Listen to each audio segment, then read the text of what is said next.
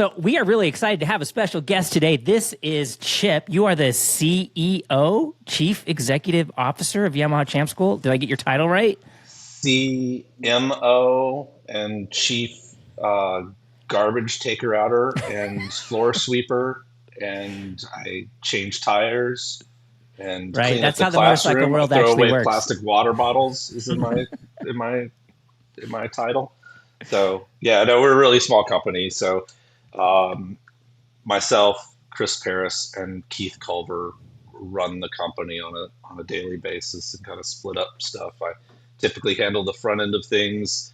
Keith typically handles the back end of things, finances and operations. And Chris, because he's so pretty, we put him out in front of humans to do the events. And he's remarkably fast on a motorcycle, so he's like the lead instructor type two. But So is Nick just like the poster child? Is that what is his role now? Nick's job is to ride horses in his ranch in Colorado and take her with Porsches and Nick is literally once in a while with nuggets of wisdom. He's literally out to pasture. It sounds like so. Yes, it's literally no, that's not true. Nick does probably 8 or 10 events a year. Comes out when he wants to and comes and hangs out with us, and he really does serve as a mentor to all of us. For being he's definitely a mentor to me. I mean, the man's 64 years old and still as fast as any of the instructors out there within reason, and super smart, and all this Yamaha champion stuff exists because of Nick. So the reason why I'm really excited that you came to join us is, I've been in this motorcycle world for a long time. I've done a bunch of programs, and the first time I participated in a Yamaha Champ School program, it completely blew me away with the elegance, the succinctness, the non-pedantic methodology of how to approach riding, which is, for anybody who's been riding for a long time, it's really hard to get completely locked into these really, sequences. First do A, then do B, then do C, right? And motorcycling is, one thing I love about it is how dynamic it is, right? It's this crazy complicated little machine with a hinge in the middle that everything changes based on how it's slowing. So I was really excited that you wanted to come in and you wanted to talk about like motorcycle physics and riding technique with us. So really stoked you're here. I'm obsessed with it. And, going back to Nick, what his genius was in writing the curriculum, the foundations for Yamaha Champions Riding School, is that he has such an amazing ability to take these really complex concepts and break them down into very simple, digestible, easy things to understand. And, like I was just talking about, like I write some of this stuff and then I send it to Nick to kind of clean up. And it always starts off with I have equations. I've got there's charts, like I just telling you, I just wrote an article about braking, and Nick's gonna come back and go, we go to the brakes when we get nervous. Yeah, I guess we do. I guess that's a lot simpler than all that stuff right there. Like when your brain tells you that you're going too fast for a situation, we probably just go to the brakes then. Yeah, that's funny you bring that one up, because I recently got into like a little bit of we'll call it a discussion with one of the other, like at our track day, there's always people who are providing like little like private coaching within the track day or whatever. And I threw that out there. We go to the brakes when we're nervous. And he's like, no, that's completely wrong. You should not be riding afraid. You go to the brakes when it's appropriate. And I'm like, okay, when is that? Well, you're going to know. And I'm like, well, how are you going to know? And then he just like, well, you're going to know, you're going to look at these things. I'm like, okay, I'm on a Ninja 400 with new tires. Where do I go to the brakes? Oh, by the way, it's raining. Now where do I go to the brakes? And just completely flummoxed him, with this whole, he was so used to like braking markers and tip-in points and things like that. And, he just was completely floored by the idea of making a decision based on nervousness, right? Or your brain kind of knows what's too fast for what's going on most of the time. Yeah, we do a lot of stuff with U.S. Marine Corps, and 16 to 18 events or so a year with them.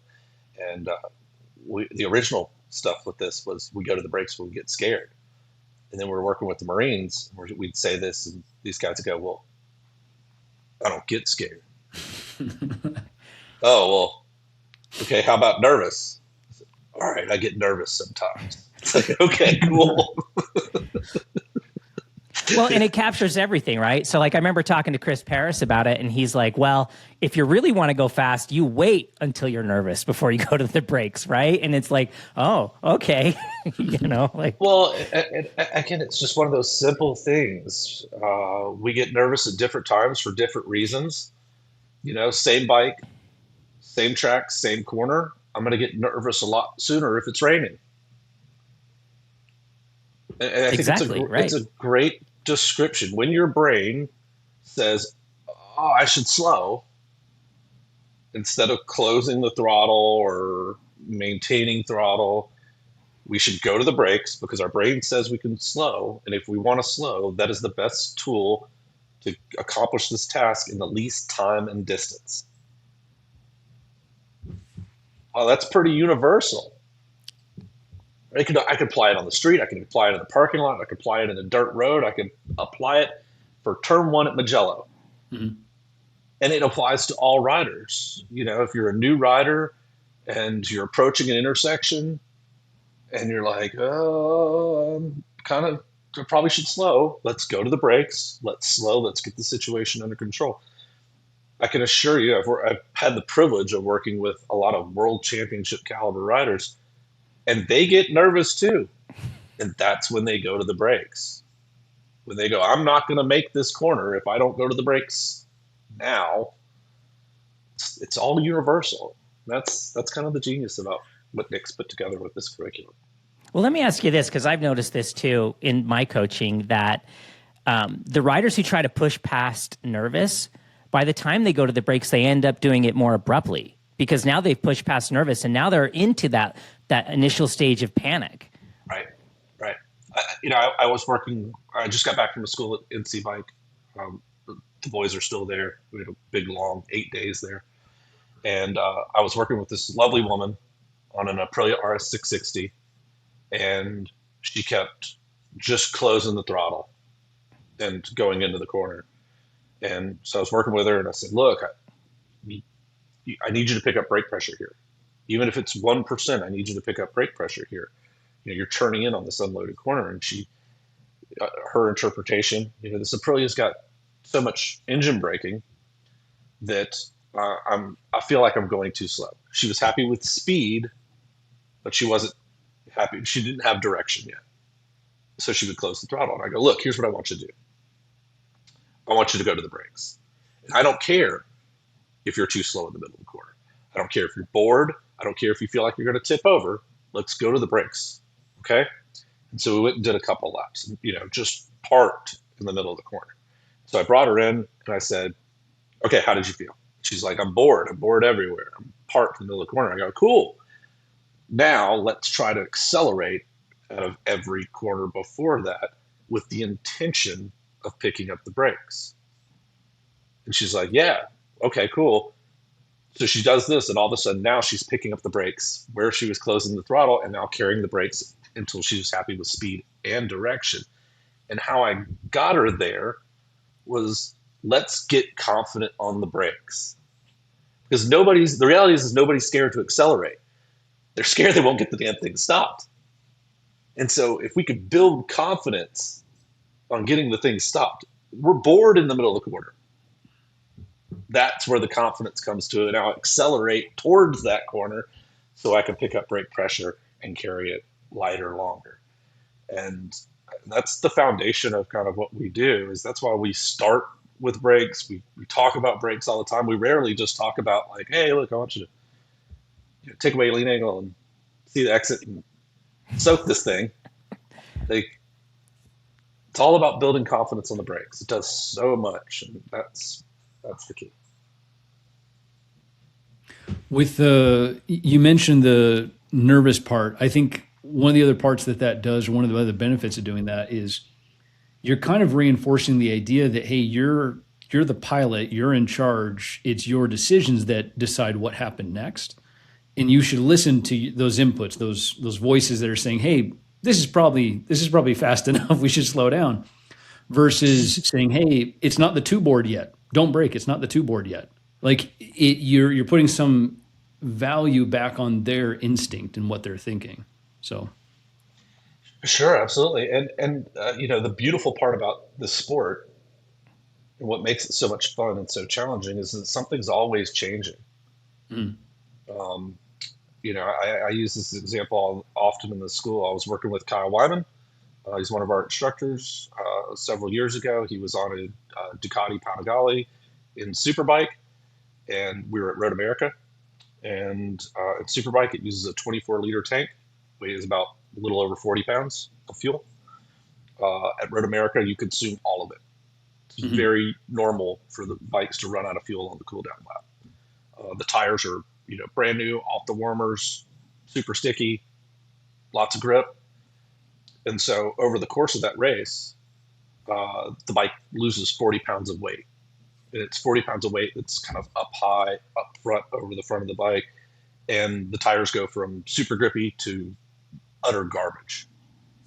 And Kyle's lap time deviated by about 7/10 over the course of the entire race.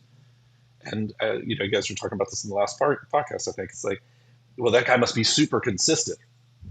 Well, no, he wasn't. His where he went to the brakes deviated by something like 75 meters. Wow. Really? But based on traffic, based on, passing people, based on the fuel load coming down, the tires, changing, all these crazy variables, but he still made up with it with throttle, brake, and lean angle, and adjusted accordingly every lap to where it came out with almost the same net lap time. And, that's the beauty of the sport. So if you start using arbitrary hard reference marks, you got to go to the two board. It's just simply not true.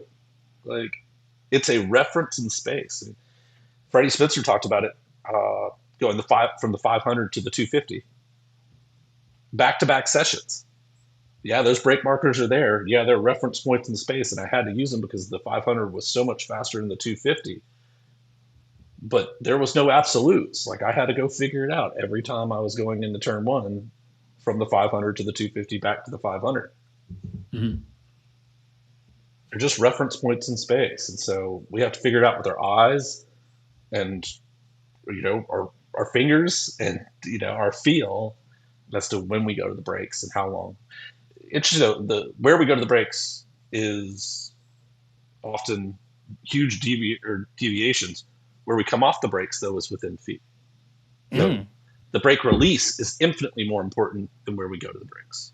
Right. I've been saying that for years, that where and how you release the brakes is the last 5%, I think, is arguably more important, because, like, if you unload too quickly or too soon, you give up so much, right? Especially on the street. Like, you're talking about being consistent. One of the very first track schools I took, he was like, you're going to come up the hill and you're going to line up on the S on the casino billboard, right? And I'm like, cool. And then I went there a year later. Well, it was a different billboard. There was no more S. And I remember thinking, on the street, we don't have these things, these references to use. So I have to stay with things a little longer, prioritize. Like, it's a downhill corner. I don't know what's in there. Like, I want to stay with the brakes as long as I can till I have all the information, right? Sure. Yeah, till you're happy with speed and direction, right? If you give up on the brakes too early, the front end loads, the contact patch gets really small. You take all the load off the tire, and you give up on the chassis geometry. So when the fork extends, rake gets longer, or rake gets more, trail gets longer, wheelbase gets longer. We're telling the motorcycle to go straight. So yeah, when I'm still trying to turn. So my only option is to add more lean angle, right? And I think, I can't remember who said this, but it was like, not every rider can just add more lean angle. Not every bike has more lean angle to give. Not every tire has more lean angle to give.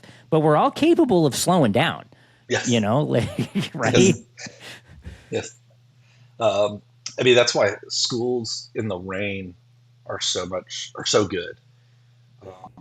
You know, Yamaha Champions Riding School is really expensive, and people get really nervous before the event if it looks like it's going to rain. You know, they paid a lot of money to be there, and it's a big deal. And so I talk to people often. I'm like, I know you're nervous about it raining. We run rain or shine. You know, bring DOTs, bring street tires, and you're not going to believe me going into this, but rain events are the best events. Because the fact is that to get the most out of a modern motorcycle on a hot racetrack takes a lot of commitment. We talk about the edge of grip a lot during the school, but on a hot racetrack, you got to send it to start feeling that thing move around and stuff. You've got to put a lot of commitment into it. But in the rain, the average rider can start getting to the edge of grip on normal street tires in the rain.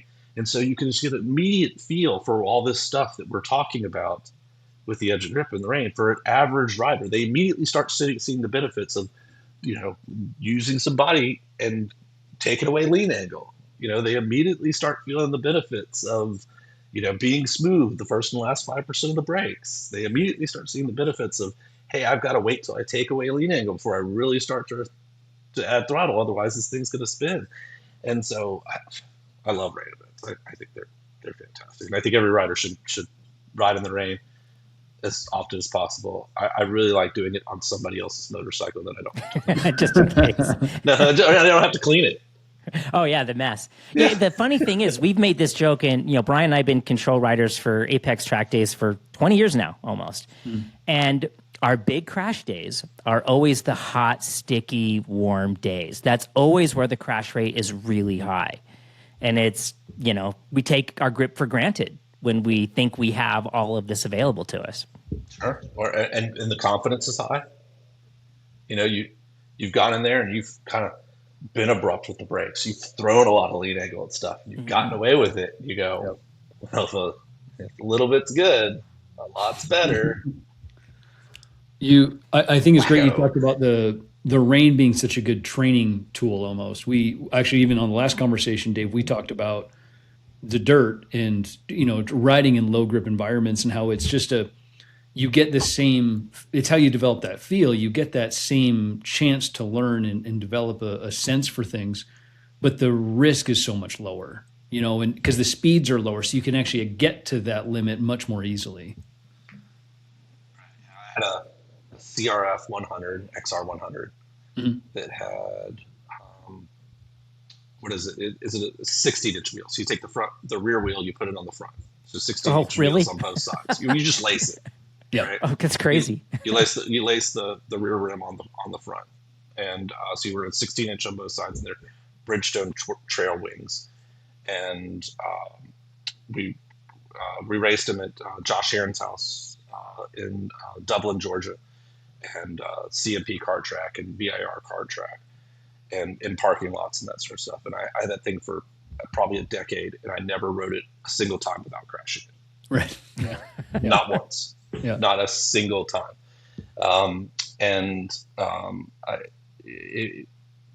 It's so valuable. You can learn a lot about sliding the rear and rear grip in the dirt, but on asphalt, those trail wing kind of streety kind of tires on that thing, on minis, I believe it's the only thing you can learn how to really overload the front tire, slide the front tire, and make front tire slides muscle memory. It's the only thing I think you can do that on, because you know, on a big bike, that hurts. Yeah. It's expensive. And it's expensive. Yeah. It's expensive and it hurts. You know, on the 100, you go, fall off and pick it up and go do it again the next lap. On the, you know, on 1,000, you go, and 6 months later, when you get out of the hospital and get the bike fixed, you go try it again. No thanks. Right. I'd be curious. No, they're fantastic. Chip, with the Yamaha Champ School, you get so many people from so many different backgrounds. I think some people can think it's like, oh, just like wannabe racers go to Champ School. That's who goes there. But it's like, no, that's actually a small fraction of the audience that actually goes to these events. I'd be curious to hear just your take on what is it like when you have all these folks coming with different backgrounds, different assumptions, different skill sets. Like, how do you craft a message that's valuable to the whole audience when they're all so different when they're coming in?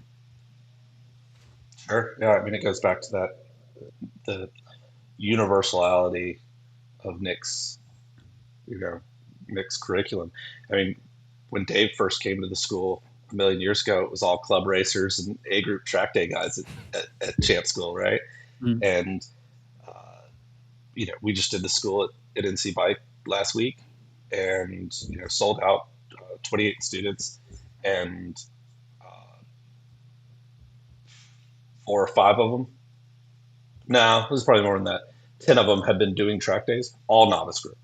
Mm. Oh, wow. The rest of them are all street guys. Are the people that come to the school are in 2026, 2025, 2026, vast majority are street riders. They just want to be better, more confident street riders. A lot of it has come down to our marketing. A lot of it is Champ U.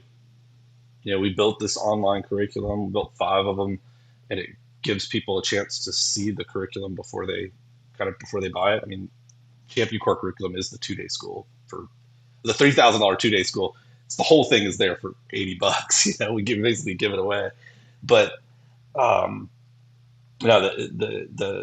audience it's much it's not track day dudes or A group track day dudes and club racers. It's much more street riders, and we break it up into 2 groups based on pace, experience, and riding goals. Mm-hmm. And then we break those groups up into groups of 3 or 4 with your own instructor. And so it gets very personalized. We did a school a couple of years ago where I had a lovely woman who had a Z400, and she had like 600 miles under her belt. And in the same school, I had Brandon Posh. Opposite ends, yeah.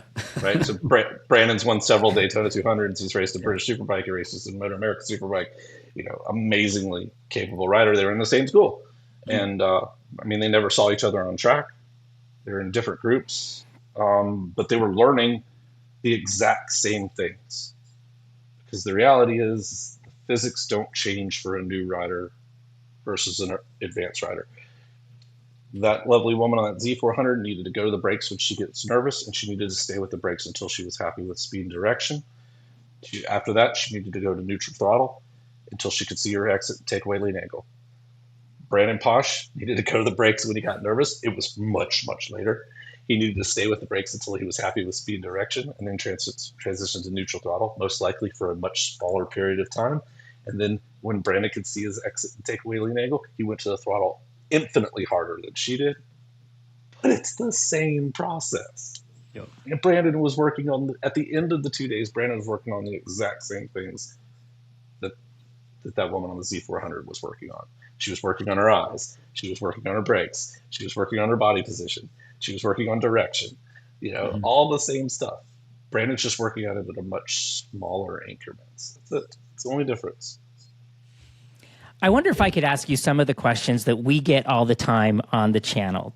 And I'll be honest with you, some of these questions kind of frustrate me because they're just so common, and I'm surprised that people still have this opinion. But the first one that I get all the time, and I'm sure, I don't know, maybe you struggle with this as well, that the argument is everything that I advocate for only really works on the racetrack, that you should just slow down, that you should stop teaching people how to trail brake and stop teaching people to accelerate out of corners. You should just go slower. What would your response be to that? The idea that you ensure safety by just going slower is basically saying, well, I don't need to learn all this stuff about the edge of grip or using the controls correctly or maintaining traction, because I'm never going to get near the limits of the motorcycle. And that is a wonderful, optimistic point of view. And it works as long as you ride on the same road on Sunday between the temperature ranges of 52 and 86, and nothing ever happens. It's a wonderful concept, except for that's not the reality. And sometimes the edge of grip finds you, no matter what your intentions are. Sometimes you're going down that road and it's 72 degrees. It's beautiful. It's Sunday. You've been down it 100 times. You know the radius of the corner. You followed your MSF instructions. You got all your braking done in a straight line. You hopped off the brake. You unloaded the tire. You're riding around this corner well within the speed limits, a very responsible taxpayer. And in the middle of this corner is water, oil, a couch, a Buick, and a lady taking a picture of the scenery. And now the edge of grip has found you. What are you going to do? And so the exact same technique that Brandon Posh would use to manage grip in Moto America Superbike applies to that very situation, because the physics are exactly the same. We would be hoping that we would be on the controls either at neutral throttle or on the brakes at that moment, so that we could slow. We would want to use some body position so we could take away lean angle and go across that water or oil or whatever it is with less lean angle. Or if it's a hard obstacle, we're on a control where we could smoothly apply brakes, either tighten our line or bring the motorcycle to a stop. So all of this go slow is great if everything's always perfect, but the fact is everything's not always perfect. And so when everything goes wrong, we always fall back to our last level of training. And I don't care whether it's golf or shooting guns or whatever it is you do. When everything goes wrong, you fall back to your last level of training. And so if you're trained for managing grip in a safe, controlled environment, like a racetrack, and you're using best practices that apply to how the motorcycle was actually engineered to work, then you're going to be okay when that bad thing happens, when the edge of grip finds you. If you haven't, if you've only planned for everything to be wonderful in a 72 degree on Sunday on the road that you've been down every once in a while, then you're going to be in a lot of trouble. It's going to hurt, and it's going to be expensive. Now, you already talked a little bit about this one, but this is also a real common one, and that's the overslowing into corners. That I tried trail braking, but I was going so freaking slow through every single corner that it just makes no sense. Mm-hmm. Yeah. One, how many people do you know who've gotten hurt by going too slow into a corner?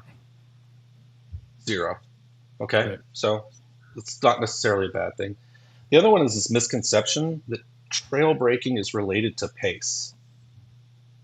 That you have to be going fast. You have to go accelerating into the corner to be able to brake.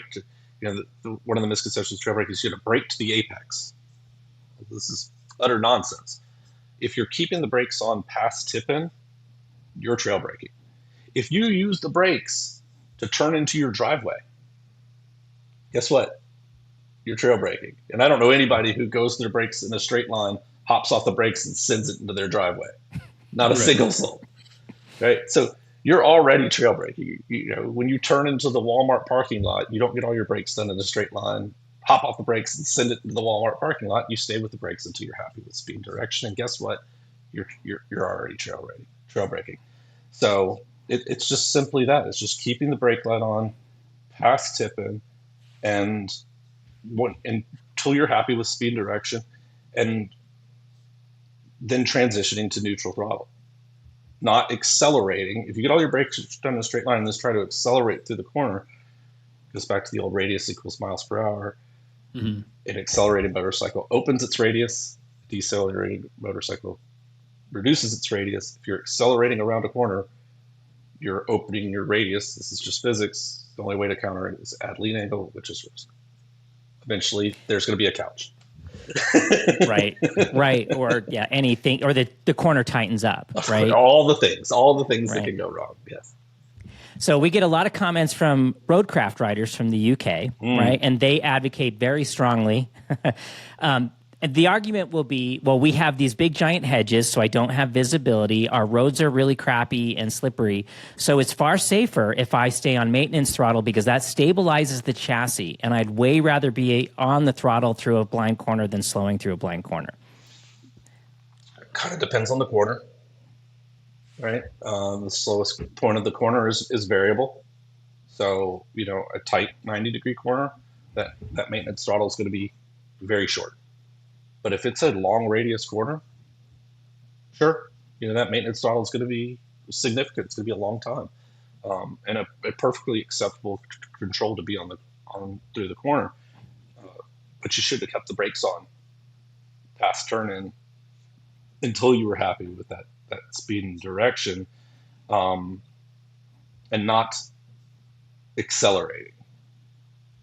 There's a difference. Like it's that maintenance throttle and neutral throttle doesn't get talked about a lot. Right. It really doesn't. Right. Like, and that's and it exists in every corner.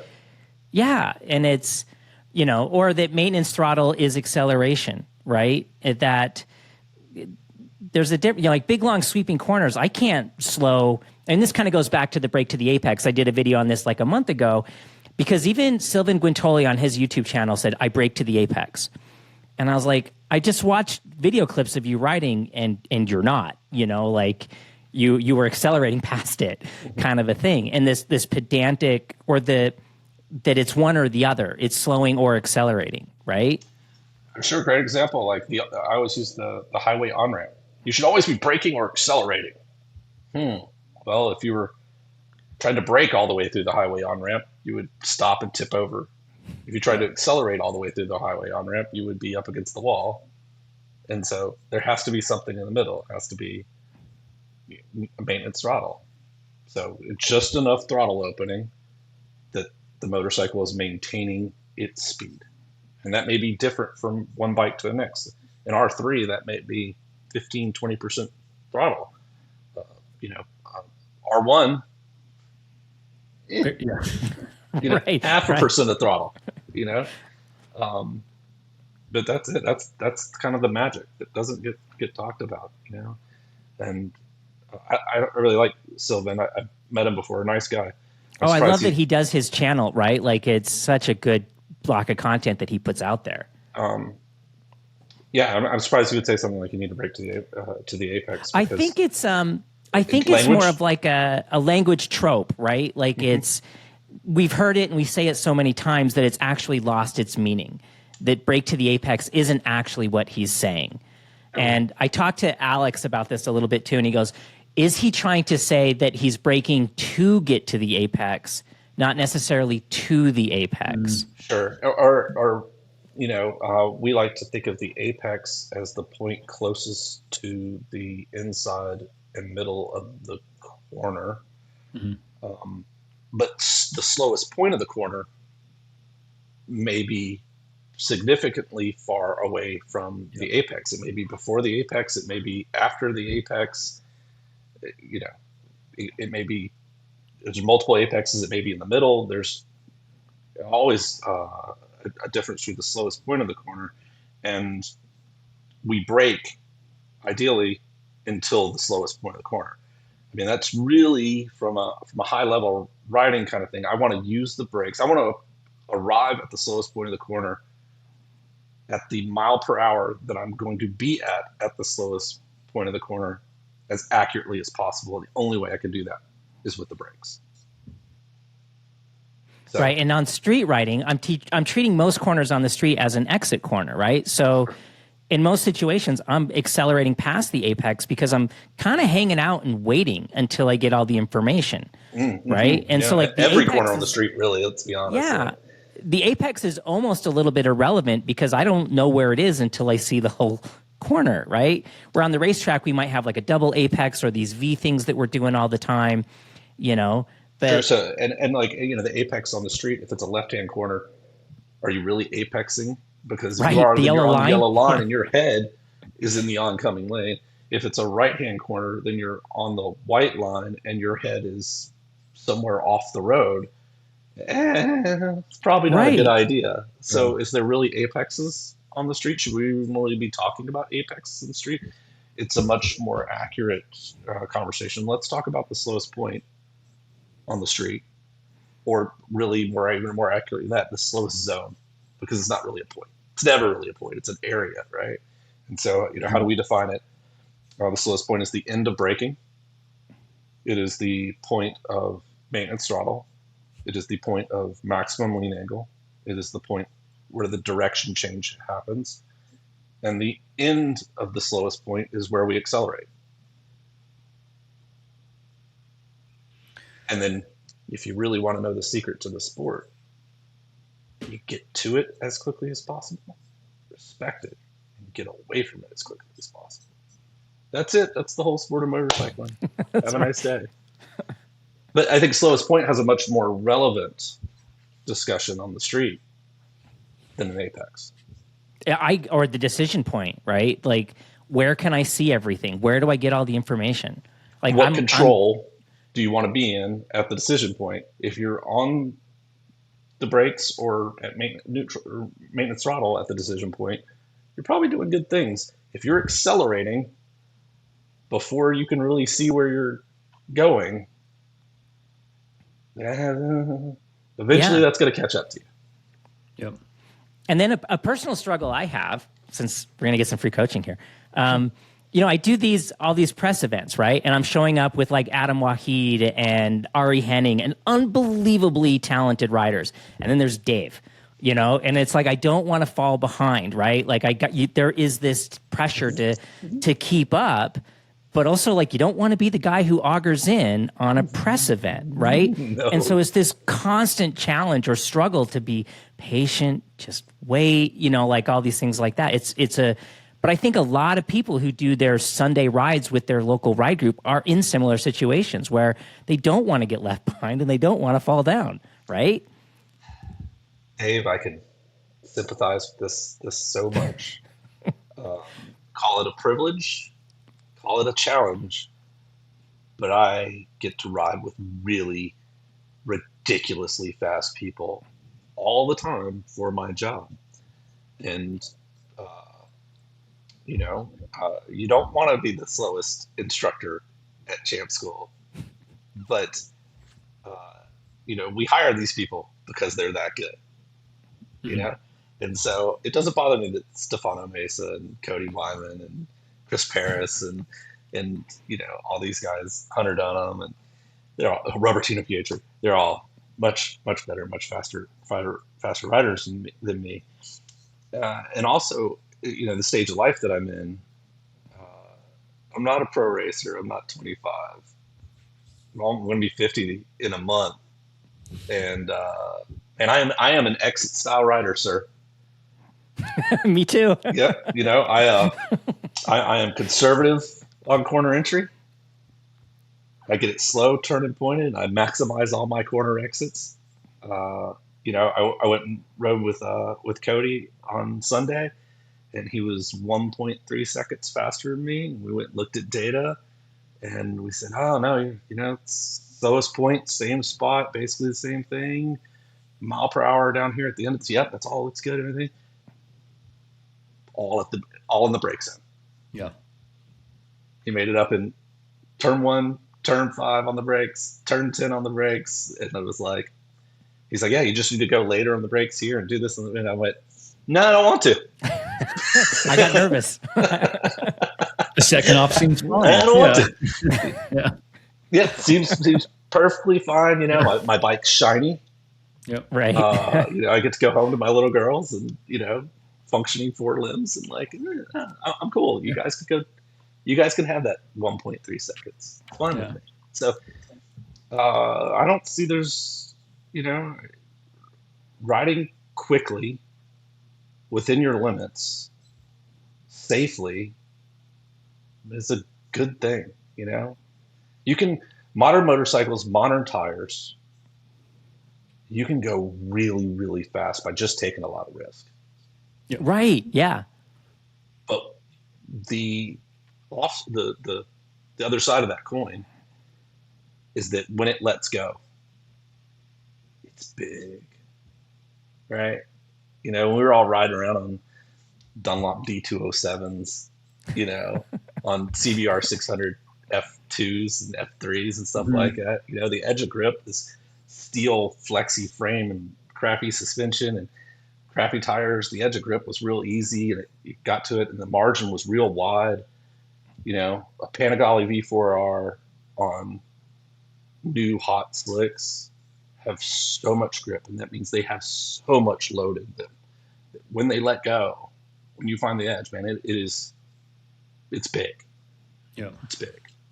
So let those boys go find it. So let me ask you this: since you've been doing this for a long time with Champ School, are you seeing trends or challenges that your students are struggling with that you'd like to draw attention to or help the world out with? That because it seems like there's trends, right? Like there was a while there when the trend was the advice everywhere was to overlap throttle and brake, right? And we're like, where did this come from? Kind of a thing. I mean, we know where it came from, but why did suddenly that get popular? And I was wondering if there's something like that that's going on now that you'd like to take this opportunity to clear up or explain in more detail. It depends on different audiences, right? The street audience, the sport tour audience, the Harley audience, the track day audience.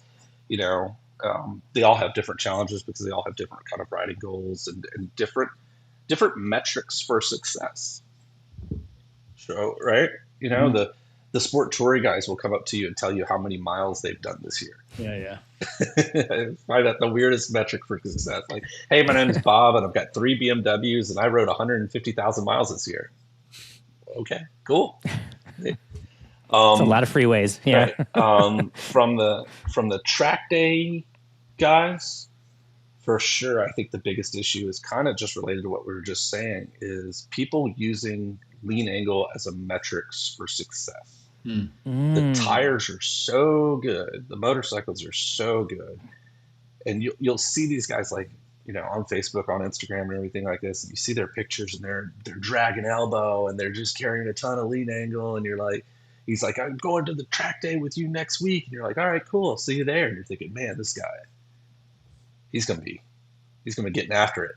Like, probably not gonna be keeping up with this guy. And then you go behind him, and he's 6-8 feet off the apex. You let off the lever super early, no direction, tons of lean angle, takes him forever to get on the throttle. And I'm behind him doing 30 degrees of lean angle and can murder him anywhere. Mm-hmm. But there's their metrics for success. It feels fast. Yep. They see racing, they see these big lean angle numbers, and they say, oh, well, this is my metrics for success. And so they're just taking, it's the worst of both worlds. Loads of risk, no speed. Yeah. Right. So, I think in that audience, that's the biggest issue. For street guys, kind of like what we were alluding to, this concept of getting off the brakes in a straight line, riding around with no load in the chassis, not creating grip, not being conscious of how to create grip, hoping that everything goes well. That kind of mindset, not preparing. Not just with gear, but with riding technique for the worst, for when things go wrong. I think those are the biggies. So there's one I've been seeing lately, and it really alarms me. And there's a handful of creators doing this, and a bunch of people on Instagram that are timing themselves on canyon roads, right? And this makes me really anxious because, come on, like we've been on racetracks, Brian, racing, you're going for the lap time. When you're chasing a lap time, especially like in a street environment, I feel like that just absolutely compromises your decision-making ability. That you're gonna push risk to chase like an arbitrary number, especially on a public road, right? Like that just seems crazy to me that this is like this new thing. And you're seeing, again, like we're talking about insane lean angle, like on the top of Palomar Mountain. And you're like, man, I know that corner. You do not want to go wide there, This is the answer to this one is very old guy, but there's 2 ways that story ends. Yeah. Jail and hospital, man. That's it. And like that rider was like, just please come to a track day. Like there's a place for you, man. We welcome you. We like going fast too. Well, yes, of course. And I mean, and why don't you and I go do that on public roads the nature of public roads is inconsistency. Yeah, and consequence, like trees and cliffs. Lampposts, cliffs, all this. But it's like you never know what's going to be around that corner, ever. It is, it is a Russian roulette. It is a crapshoot every corner entry. Like you just don't know, and eventually, a friend of mine, AJ Blackman, wrote a story on social promoting training. And the analogy I made, I'm going to screw it up, but it was basically like you have two bags of tokens. One's full of skill tokens and the other one's full of luck tokens. Fill this bag of skill tokens up before you run out of the ones of luck. And if you're doing that on the street, man, you are taking big bags of luck tokens out every time you ride. Like more power to you, have fun. But man, old guy over here. Old guy with lots of broken bits sitting here going, I know how the story ends, man. Well, you mentioned that you guys have been, Champ School's been around for quite a while now. I'd be in, you've kind of got constant input coming from top level riders and you're always interacting with folks.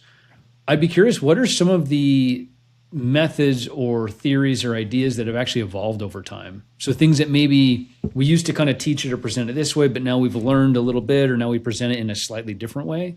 I'd be curious what you guys have learned over the years. Yeah, it's a great question. Bradley Smith coming to the school when MotoGP switched over from Bridgestone to Michelin. Mm-hmm. And sitting down talking to him about the challenges he was having at the time. And it basically came down to how he was working so hard on getting the tire profile back, on releasing the brake with the Michelin, because it was so different than the Bridgestone. And it was kind of a mind-blowing concept that he was down to that small of an increment. We're thinking about suspension movements, and he's down to the tire profile coming back at the last 1% or 5% of braking in the middle of the corner. Was very interesting.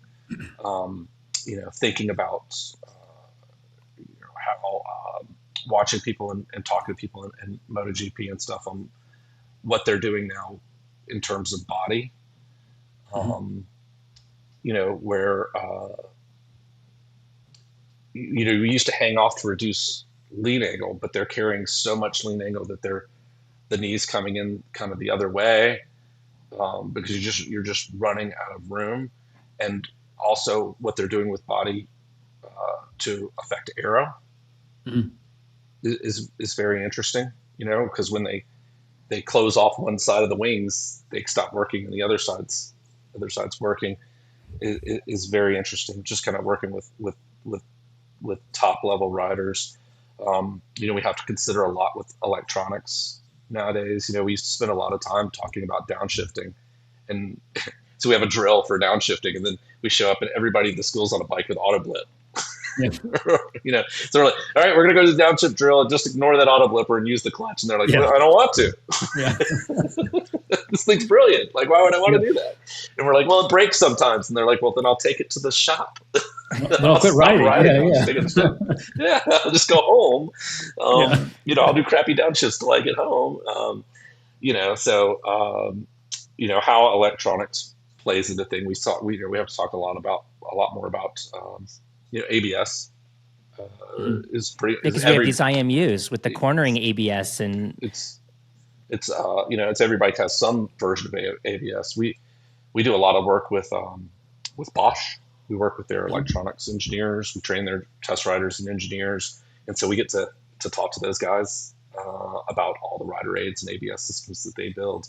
And there's definitely different flavors. Like the ABS on a Ninja 400 is not the same ABS that's on a M1000 or Panigale or whatever.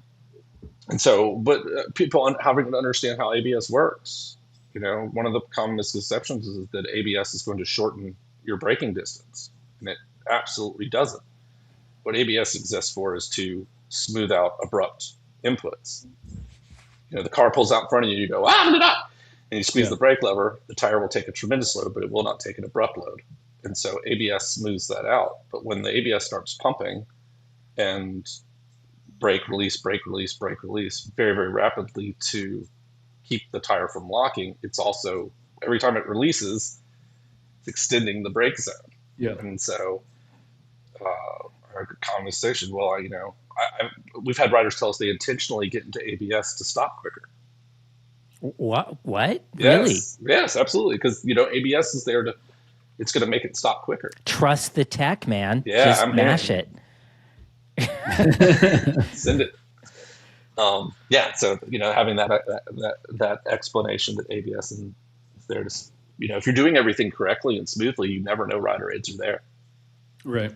Well, that's how I kind of see it, But the argument I've had with like students that I've worked with is trying to explain to them is like ABS doesn't prevent the tire from sliding sideways.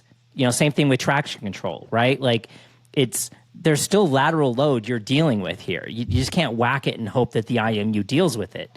It's pretty incredible compared to like F2s, like my first street bike was an FZR 600, right?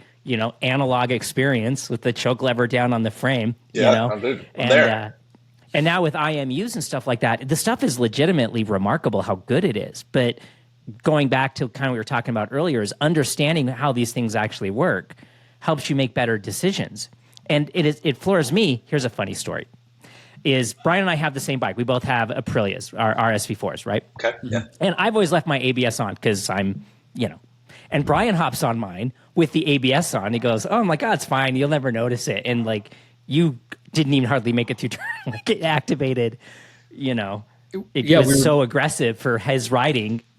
Well, going into a tight braking zone after a fast straightaway on slicks, so I've got lots of grip. I can brake really, really hard. The ABS wasn't tuned for the slicks, and so it's cutting very early. I'm sailing through the corner, not making the corner. So, yeah. Yeah, the Aprilias do this cool thing that when the ABS comes on or where it thinks it's getting to the limit of braking, it flashes the hazards. Oh, interesting. I didn't know if you knew this, right? So we see this all the time because we do a braking drill in the school. These people are coming towards us at 100 miles per hour with the hazards on. And you're like, what do you, it comes on automatically. That's kind of cool, I guess. I take ABS off all of my bikes, mainly just from a feel point of view. Yeah. Okay. I want as little stuff between the tips of my fingers and the brake pads. Yeah. So getting rid of that whole pump and everything in there, so it's just a much more direct connection as opposed to cycling, 9 feet of brake line as opposed to... the way the lever feels on most of this stuff, when it starts to cycle ABS, kind of freaks me out. My old brain has a hard time interpreting what's happening with the, because I'm looking for feel. Mm-hmm. And so when it go away. Great for a street bike, but not for me.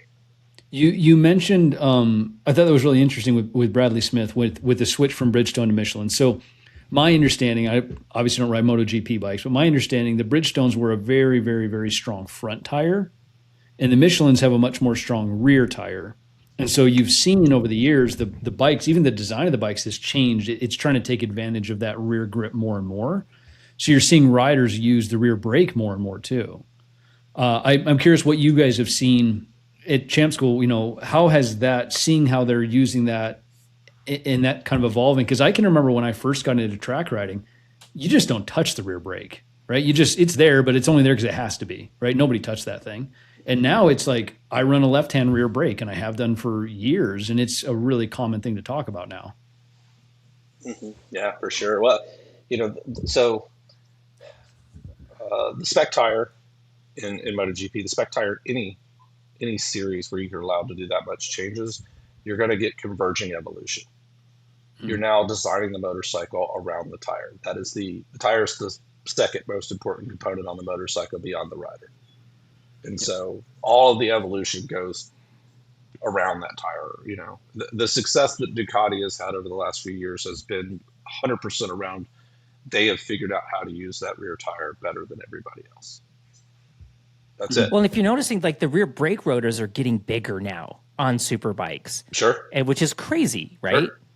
Yeah. I mean, and so that's part of that, you know. I mean, in the Bridgestone era, it was common, you know, you had these really high, short wheelbase motorcycles. It was very common to everybody just standing the bike on the nose. Yep. Several of those, I've worked with several of those riders that said that basically you couldn't overload that front tire. Wow. Like it just impossible. The carcass was just so stiff. And the way that tire worked, it just, you couldn't do it. Like, you know, but the rear, on the other hand, was very sketchy because it was hard to get heat into it. You had to really put a lot of load into it to get heat into it. But before it got heat into it, putting all that load into it would spit you off. And so it was very sketchy. The balance for the Michelin is the other way, right? A lot of grip out of the rear. The front is very, very finicky. It's very easy to overload. And that's probably a lot to do with ride height devices and aerodynamics, put so much load on the front tire. But so, and you know, when you go talk about rear brake on normal usage, I love the rear brake. I have a hand brake on my MT10. I use it all kinds of places. You know, on most of our riders show up and they're using it too much, the rear brake too much. So we have to have that conversation about. We basically take the rear brake away from them at the school. We say, look, we just want you to focus on the front brake until the end of day 2. Then we start talking about the rear brake because, you know, it's like everything on a motorcycle. Everything's important, but it has a priority. Yeah. And the rear brake, in the grand scheme of things, is fairly low on our priority. It's a incredibly useful tool for a lot of things, but often not what most riders think it's good for. And the problem with the rear brake is that whenever we're slowing, front brake, close the throttle, engine braking, or with the rear brake, weight transfers forward. Yep. And so the problem with relying on engine braking or the rear brake is that weight is transferring away from the tire you're using to slow the motorcycle. So the more you need it, the less effective it becomes. And so, you know, if you're trying to use it in threshold braking, useless. Yeah.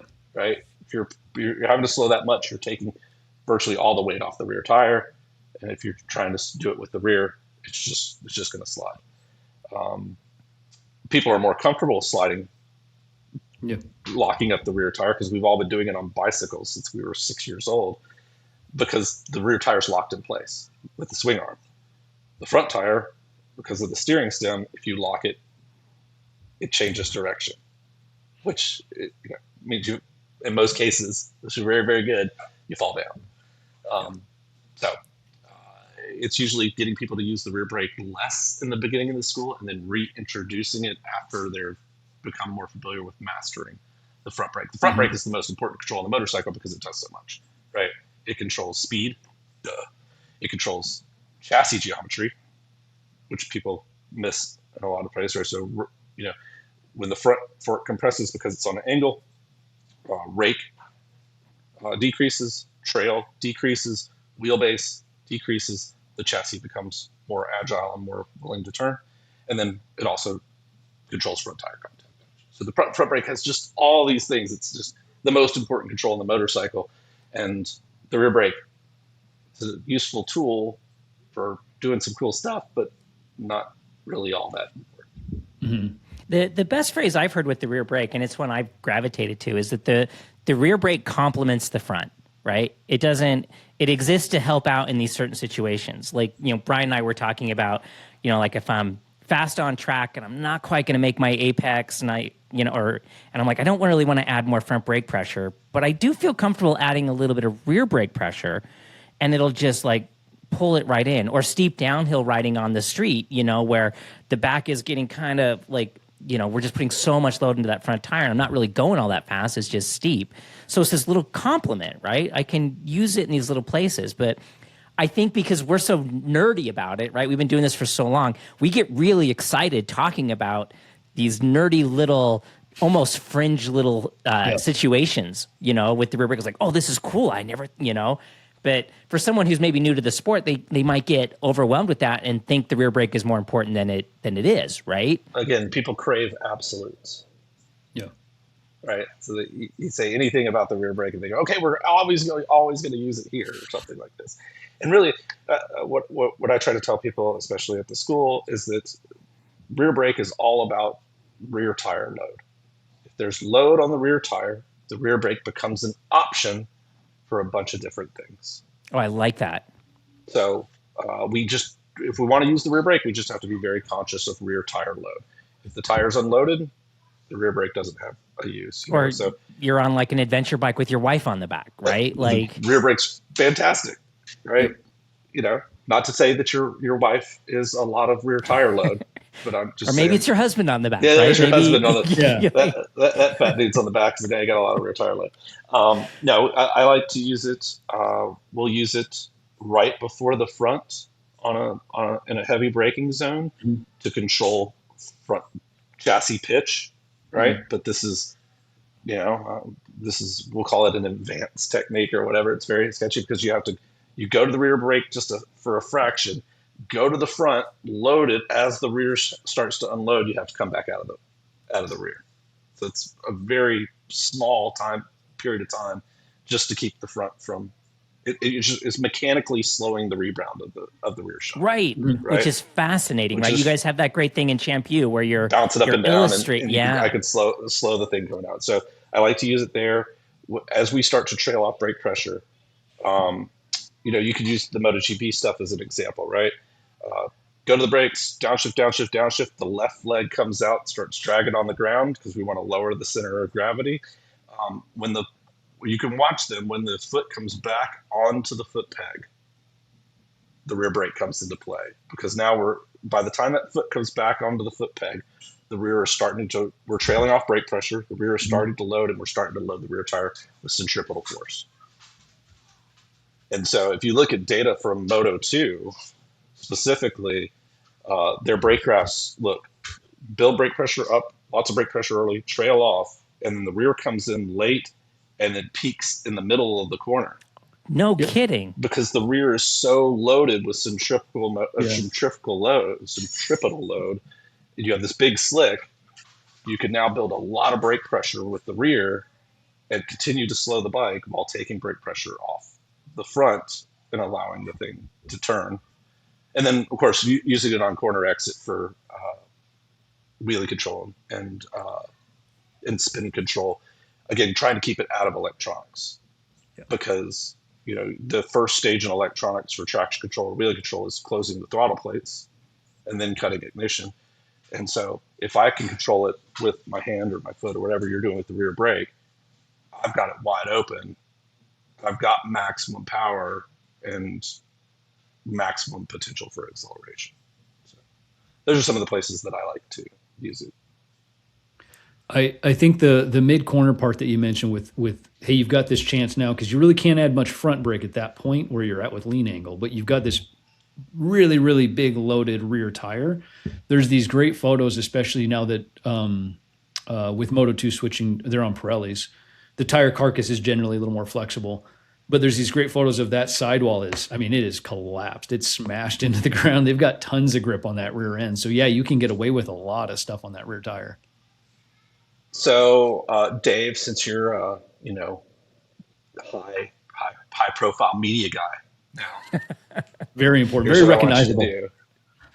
Is right. Go sign up for media credentials with Triumph Moto2. Oh yeah, and they send out a pre-event press release before every Grand Prix, and what they do is they include data from a top 5 Moto2 guy. Do they really? 15, they release that every Grand Prix. Top 5 Moto2 guy, top 15 Moto2 guy. They don't tell you who it is, and they show you, all the usuals. So throttle position, brake pressure, gear position, speed, RPM, and rear brake. And so you can look at how they're using it's fun. Like, at Coda, the top 5 guy versus the top 15 guy, really the only difference was how the top 5 guy was using the rear brake through the S's. No kidding. Interesting. That was it. Wow. Yeah. So go sign up for that, and you can nerd out completely on that. You do it directly through Triumph. So you get an email before every Grand Prix, and it says, this is for, the Jerez Grand Prix, and this was the track record from last year, and this was 2-1, and blah, blah, blah, blah. And here's the data. That's cool. The data changed so much. I remember when you guys got your first data bikes, right? And you're like, well, I'm not overlapping throttle and brake. And you're like, oh, apparently I am. I still struggle with it because I'm my comfy blanket is covering the front brake. Yeah. Right. And especially all my gloves are shaped like that, even when my hands aren't in them. Yeah. Especially in tight sections where you're going corner to corner to corner, because where you're just basically opening the throttle and then closing it right back to the lever. I struggle with opening the throttle and dragging my fingers across the lever. And you can see it in the data, and it's not much. And at the pace that I'm at, it's not a problem yet. But I got to clean it up. Yeah. Like we say, this all matters when the pace is high or grip is low. So you can get away with it at a certain pace, but eventually it catches up. So I struggle with that as well. It's not intentional, not anything. It's just a fraction of a second as I'm dragging it across. Yeah, mine's on the close is where I struggle. Like as I'm rolling into it is where I leave just you pick up just a tiny little bit of throttle right there. Just a little bit. And I'm like, no, fix your hand. Yeah. It's usually hand position and that sort of stuff. But without data, you never kind of. Yeah, you wouldn't notice it. You would have no idea, And data has become. It used to be like I remember when we first started working with data in like 2005 or 2006. I mean, it was from space. I flew Italians in for Magneti Marelli and paid them enormous amounts of money to set up crap on these motorcycles, and spent absurd amounts of money to have functional data systems on the AMA Superbikes back then. And now you buy an AIM Solo 2 DL, you buy the cable that connects to your OBD port on your motorcycle. And so it pulls all the relevant ECU data, compares it with GPS and lap time, and it's fantastic. The new R7 has it baked in. Like you just do the YAMT app or whatever, and it does like the GPS overlay in the R7 out of the box, a $9,000 motorcycle. Out of the box. Yeah, it's awesome. Yeah, and like what an amazing tool. I think you have to be careful with data. I think the most common mistake I see is people looking or finding problems that don't exist because they see it in the data. Yeah. The reality is, I mean, even on a very high professional level, we use the data to confirm what the rider's saying. But if the rider doesn't have a problem, there is no problem. I don't care what you see in the squiggly lines. It's at the bottom of the stroke. Are you bothered by it being at the bottom of the stroke, sir? No, I don't care. Moving on. Yeah, it's like talking about SAG. Well, is your SAG number perfect? Oh, Are you, like. Yes, SAG. Yeah. Having run race teams and sold lots of race bikes, it's one of my favorite things. Well, what is the bike sprung for? Right. Yeah. Okay. That's a fair question, right? I've asked that. Sure. Totally irrelevant. At a professional level, we do not spring motorcycles for weight. We spring motorcycles for force. And although weight may be a component of that, it's still entirely possible that a 135-pound Kyle Wyman will put way more force through the chassis than a 220-pound dude who's not as fast as Kyle Wyman. Force is just how much force are you putting through the chassis? You need a spring to hold up that force, and that force can come from weight. It could be a component, but more likely it comes from force, like kinetic energy.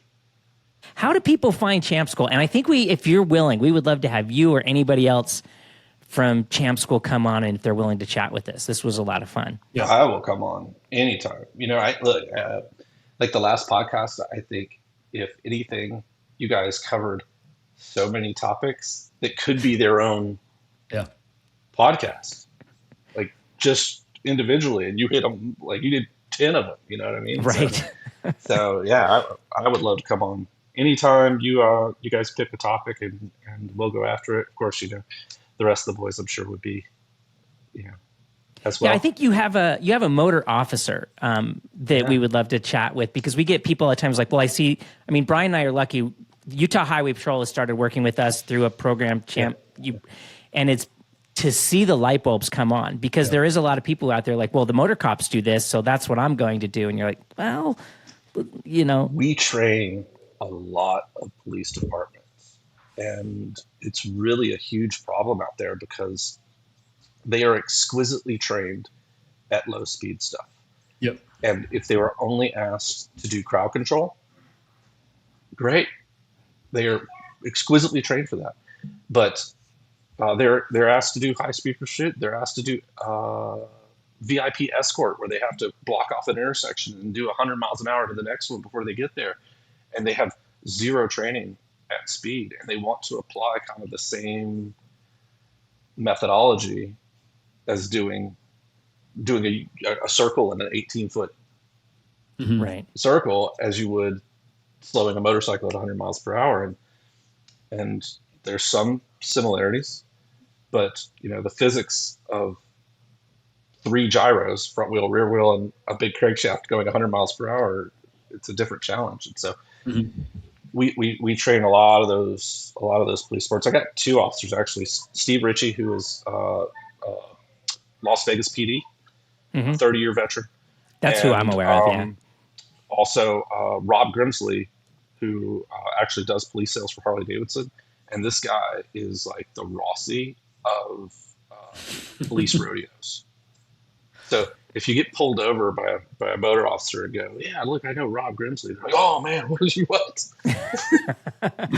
Rob Grimsley. Rob Grimsley. And so we have both those guys. We have a newer program this year called Champ Precision that is that low speed police rodeo.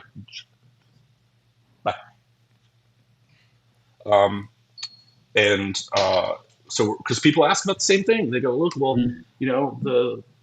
we're interested in this low speed stuff. They're very concerned. They're interested in training this way.